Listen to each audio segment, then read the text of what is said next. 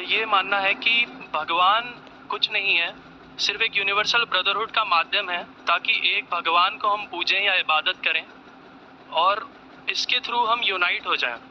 تو میرا سوال یہ ہے کہ ہم ہمیشہ بھگوان کو اس طرح تولتے ہیں کہ اسے انسان کی طرح فیلنگز ہیں، وہ ہمیں سزا دیتا ہے، ہمیں ریوارڈ کرتا ہے، پر ہمارے علاوہ اس یونیورس میں، میں اس ورڈ پہ سٹریس کروں گا، یونیورس میں جانور بھی ہیں جن کا کام اس بھگوان کے بنا چل رہا ہے، جن میں کوئی فیلنگز نہیں ہے، نہ وہ قرآن پڑھتے ہیں نہ بائبل پڑھتے ہیں، وہ بھی جیوت ہیں، ہم بھی جیوت ہیں۔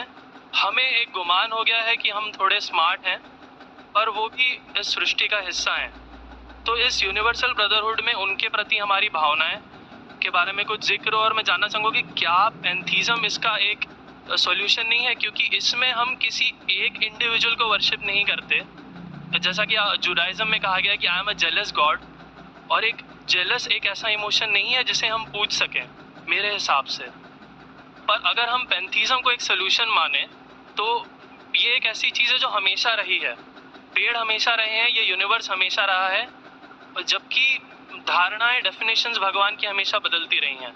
تو اگر ہم گاڈ کو کانسٹنٹ کے روپ میں دیکھنا چاہتے ہیں اور اسے ایک مادھیم بنانا چاہتے ہیں آپسی بھائی چارے کا، عالمی بھائی چارے کا، تو کیا پینتھیزم اس کا ایک سولوشن نہیں ہے؟ بھائی صاحب نے سوال پوچھا کہ یونیورسل بردرہڈ ہم صرف انسانوں تک محدود رہ گئے ہیں، کیا جانور میں جان نہیں ہے؟ اور یہ بھگوان کو ہم نے خود بنایا تاکہ عالمی بھائی چارہ رہے، لیکن کیا پینتھیزم اس کا سلوشن نہیں ہے کہ بھگوان کو ہم دوسرے روپ میں دیکھیں؟ بھائی صاحب کا اچھا سوال ہے۔ سوال کے دو حصے ہیں۔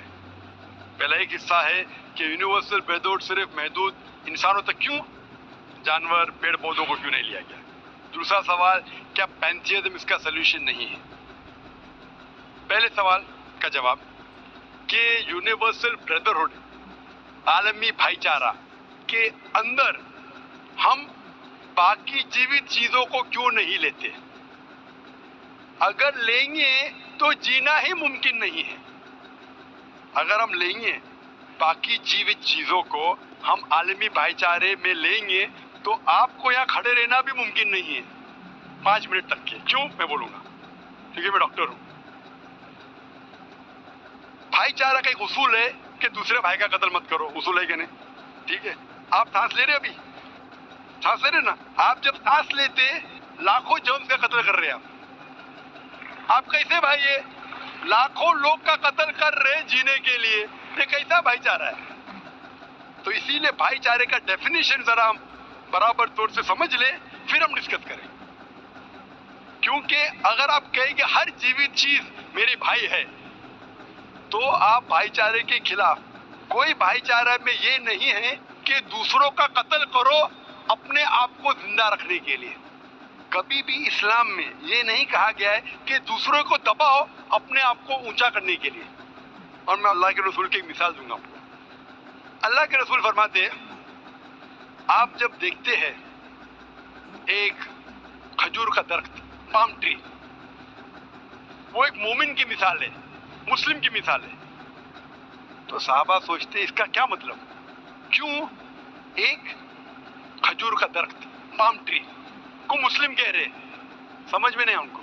آج ہم جانتے ہیں، اس ٹائم اللہ کے رسول نے کہا کوئی بھی پیڑ پودے جب بھی بڑھتے اوپر، وہ کیا کرتے ہیں؟ آجو باجو پیڑ کو ہٹاتے ہیں، پھر ہی بڑھتے ہیں، نیچے جاتے ہیں، اپنے پودوں کو، روٹس کو ایکسپینڈ کرتے ہیں۔ اسی لیے آپ دیکھیں گے میونسپلٹی کریکس کو توڑتی ہے، مضبوط کری۔ کیوں؟ وہ پیڑ بڑھتا ہے تو کریک ہو جاتا ہے، پھر سے ٹائل لگاتے ہیں۔ جتنا پودا بڑھتا ہے، جتنا پیڑ بڑھتا ہے، اتنا آجو باجو نقصان کرتا ہے۔ ایک واحد درخت ہے پام ٹری، جو جتنا اونچا جاتا ہے دوسرے کو نقصان نہیں پہنچے، سیدھا جاتا ہے۔ باقی لوگ یہاں جاتے ہیں، وہاں جاتے، اس کے گھر میں گھستے، اس کے گھر میں گھستے، اوپر جاتے سیدھا، کسی کو تکلیف نہیں دیتے، نیچے بھی جاتے سیدھا، آجو باجو گھومتے نہیں۔ اگر آپ اپنے آپ کو بڑا بننے کے لیے دوسروں کو دبائیں گے، یہ مسلم نہیں۔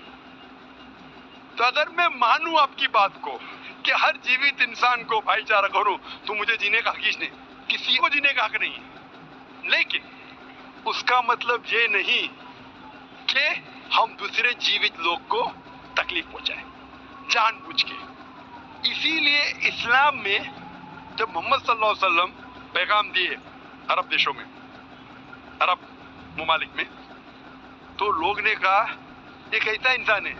जब अल्लाह के रसूल ने कहा कि ऊंट के ऊपर ज्यादा वजन मत डालो, हराम है, घोड़े को ज्यादा तकलीफ मत दो, तो लोग कहने लगे ये तो अभी इंसानों की हुकूक की बात कर रहा था, अभी जानवरों के हुकूक की बात कर रहा है।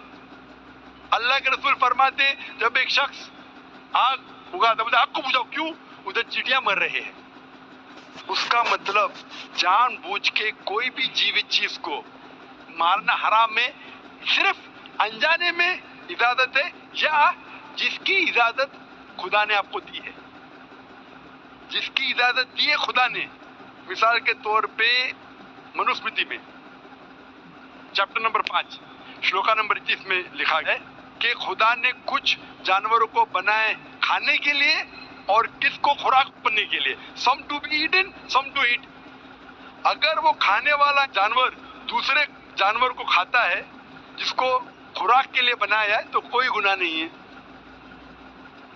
मनुस्मृति चैप्टर नंबर 5 श्लोक नंबर 30 में अगर आप उस जानवर का कत्ल करते हैं जो खाने के लिए बनाया गया है तो आप गुनाह नहीं कर रहे। Manusmriti chapter number 5 shloka number 39 में सैक्रिफिशियल एनिमल, जो एनिमल कुर्बानी के लिए बनाए गए उसकी कुर्बानी देना गुनाह नहीं है।